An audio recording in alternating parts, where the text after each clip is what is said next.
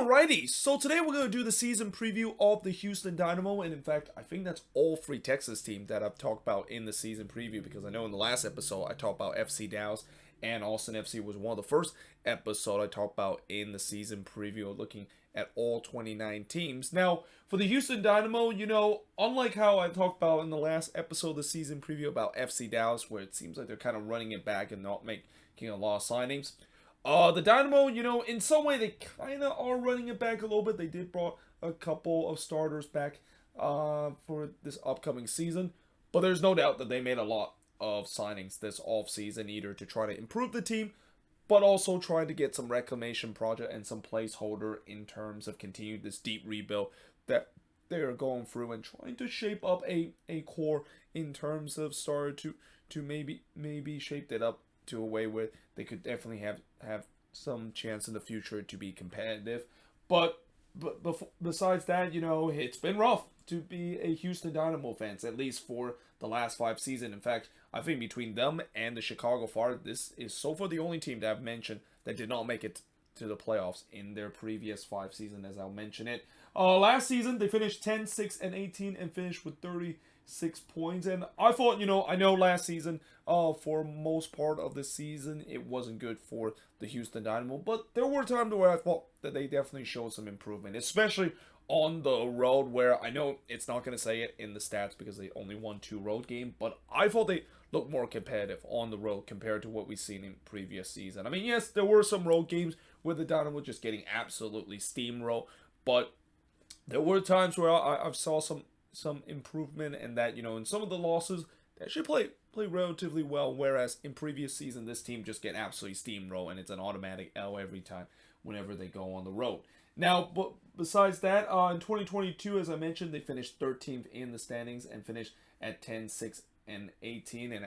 And despite the fact that they finished the same where they were in 2021, keep in mind there was one extra team in the Western Conference. So technically, they were finally off the foot of the Western Conference after finishing that in the previous 2 seasons. But that being said, they still finished with just 36 points and did not make it to the playoffs. Previous year, 6, 12, and 16, and finished with only 30 points, being at the bottom of the Western Conference, and definitely did not make it to the playoffs. Didn't get better in the COVID-shortened season. 4, 9, and 10 was their record, 21 points in terms of the total, and also did not make it to the playoffs. In 2019, they finished in 10th place with a 12, 4, and 18 record and finished with 40 points. In fact, that is actually the most that the Dynamo has had in the 5 seasons that I'm going to mention, and it just says a lot about how this team are just kind of stuck in this period where I feel like this was back when the Dynamo thought that they were still competitive, and that they may be trying to add some pieces to pretend that they're competitive, when all in all you can clearly see this team need a deep rebuild, and this team needs to trying to maybe overhaul the core that they had a couple of years ago. And as I said, they did not make it to the playoffs that season, and I think in 2018 that was the first sign of it, because they finished 9th place with a 10, 8, and 16 record, finished with 38 points, and also did not make it to the playoffs. So, what are some of the signings that the Houston Dynamo has made this offseason? And like I said, the Dynamo this offseason, they have definitely signed a lot of players, and that I think you can clearly see this new ownership for the Dynamo. They are not afraid to spend some money and decide to sign players. I mean, in previous regime, this is a team that has always been labeled as the cheapest team in MLS, and a team that is unwilling to spend money and are kind of penny pinching in terms of some of these signings.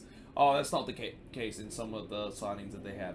They got Armini Bassi from League I believe it's the 2nd division of French soccer. And then they of course got Artur from the Columbus Crew off of free agency. They also got Brad Smith off of free agency from DC United. And then one of the biggest signing this offseason is getting Franco Escobar from LAFC. They got Andrew Tarbell from their interstate rival Austin FC. They got Ifan Yachi Chara from TFC.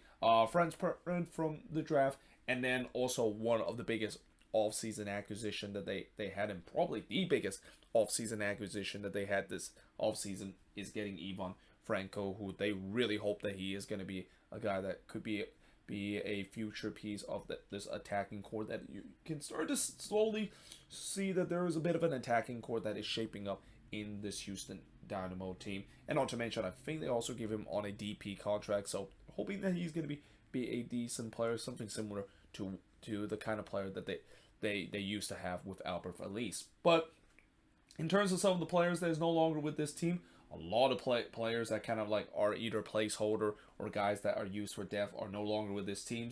That include Tim Parker, who of course went to St. Louis City SC. Adam Lundqvist going to Austin FC. Fafa Pico, who oh god, I forgot where Fafa Pico went. I think he went to oh god, I can't think of at the top of my head where he of course went.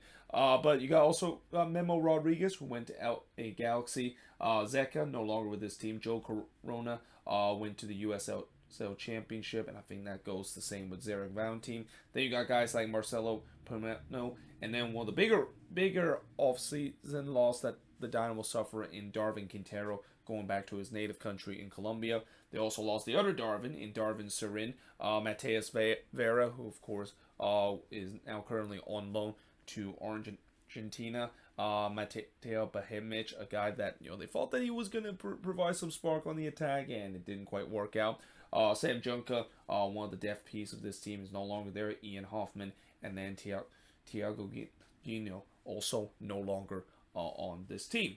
Now, in terms of the strength of this team, I would say it's still going to be the attack for this team. I mean, like I said, this attacking core, it started to shape up to be decent. I mean, they're really hoping that Ivan Franco will be a guy that can definitely do some good thing in the wing spot. But also, they're hoping that Seba Ferreira is going to have another good season. I think last season, Seba Ferreira definitely had a decent year and really kind of showcase why he's worth the amount that the Houston Dynamo was able to pay. And then on the other side, Orferson, he's also had a decent year last year too. And then you're also looking at the midfield too, and that you're hoping Hector Herrera can still have something left in the tank to be that creative player that they have. And that overall, when you look at this attack, it's not a bad attack. It's definitely an attack that can be on the cusp of really carrying this team in terms of being a playoff contender.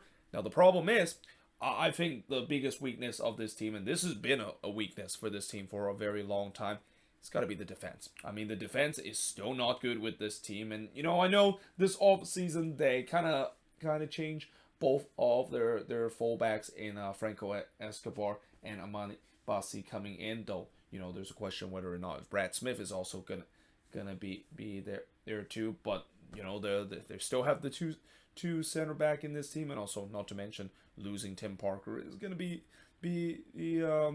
I wouldn't say it kind of hurt them, because I didn't think Tim Parker was did very well last season with the Dynamo. But yeah, there is definitely a lot of question in terms of that back line, and I feel like this is going to be another one of those seasons where Steve Clark is going to have to single-handedly play out of his mind. And there's been times that Steve Clark has been able to do that. I think Steve Clark is still considered to be one of the better goalkeeper in this league, but he just last season, even as good as he is, he just simply cannot bail out this back line that was pretty bad last season, and also the previous season, and also the previous season that is the case. Now, in terms of the three big questions for this Houston Dynamo team, I think the biggest question coming into this season has to be Ben Olsen. So, when it was announced that Ben Olsen was the new head coach of this Houston Dynamo team, I'm pretty sure a lot of Dynamo fans were not happy about this hiring, because coming into this season,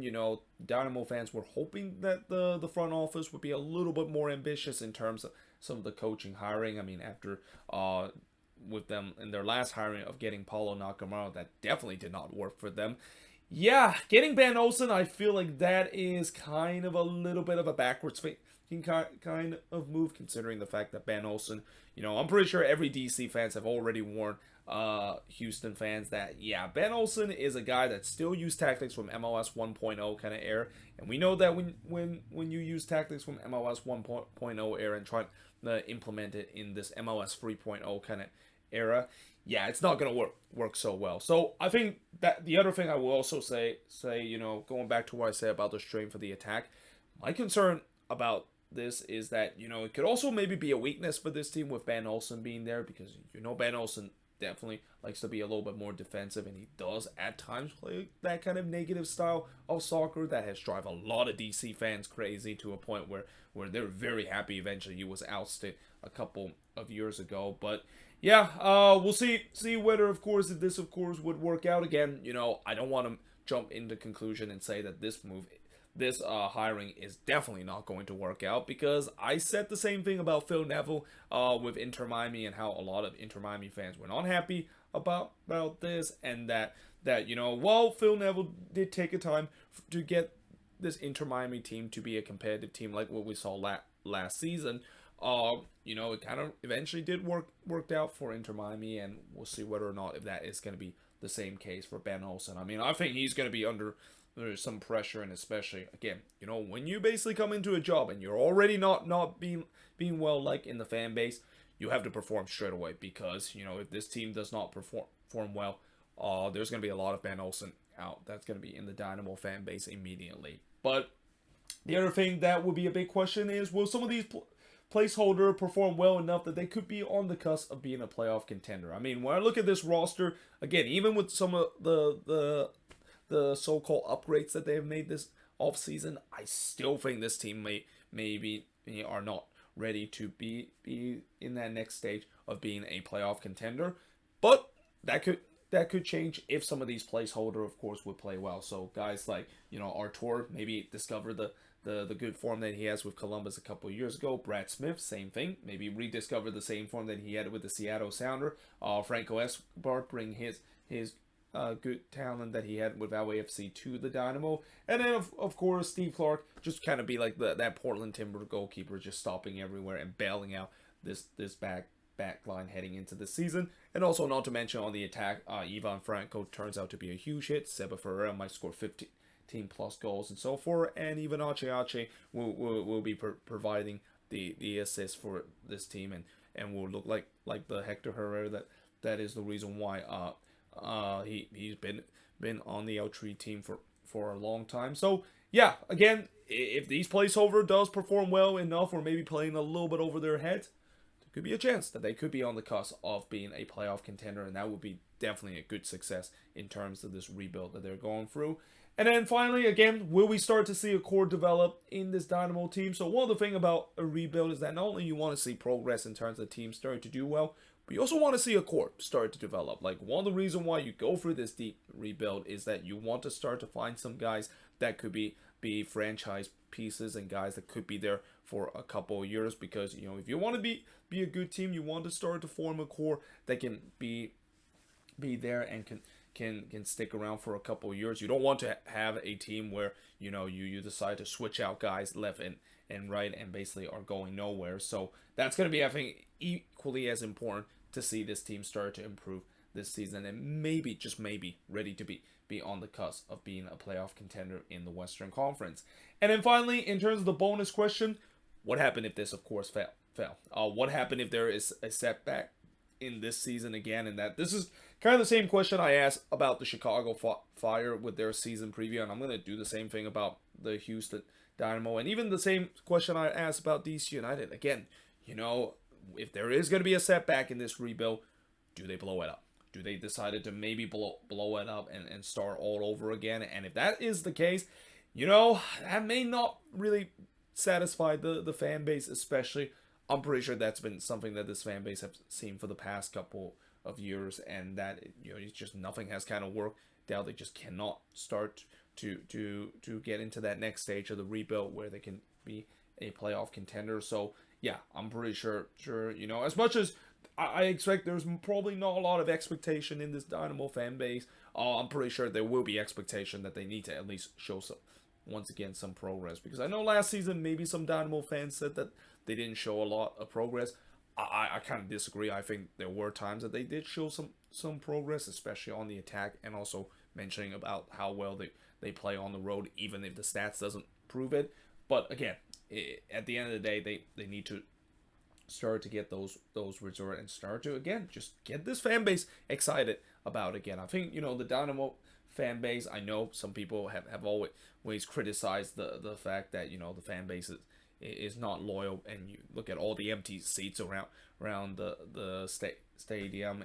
and that they were one of the lowest attended team in the league. But a lot of that has to do with the fact that this team hasn't won a lot of games. Like, winning definitely will get butts in the seats. I mean, obviously getting a well-known player like Hector Herrera would get butts in the seat, but I think at the end of the day, winning definitely will get butts in the seats, and that if the Dynamo can start winning again, and maybe even start to show progress of being a decent team, then those fans are going to come back. I mean, just look at what we saw with their interstate rival, FC Dallas. I mean, FC Dallas for a while has been struggling in terms of attendance, but look at last season. They've done much better in terms of their attendance, and a lot of that has to do is the fact that they start winning again. Again, winning is going to be a way that can draw fans, and it doesn't really matter what franchise you are. Winning is definitely going to fill in those stadiums, and we'll see whether that team can do so this season to a rate where they can show their fan base that, yeah, there's maybe something good that can come from this team, and that they could go back to the glory days that they had when they first came into the league. But there you have it. That is pretty much it in terms of my season preview of the Houston Dynamo. Let me know in the comments below, what do you think of this video, and if you're a Dynamo fan, what do you think is the strength, the weakness, the big question facing this team heading into this upcoming season. But until then, hope you guys enjoyed this video. If you do, make sure you guys like, smash the subscribe button, and yeah, I of course will see you guys next time.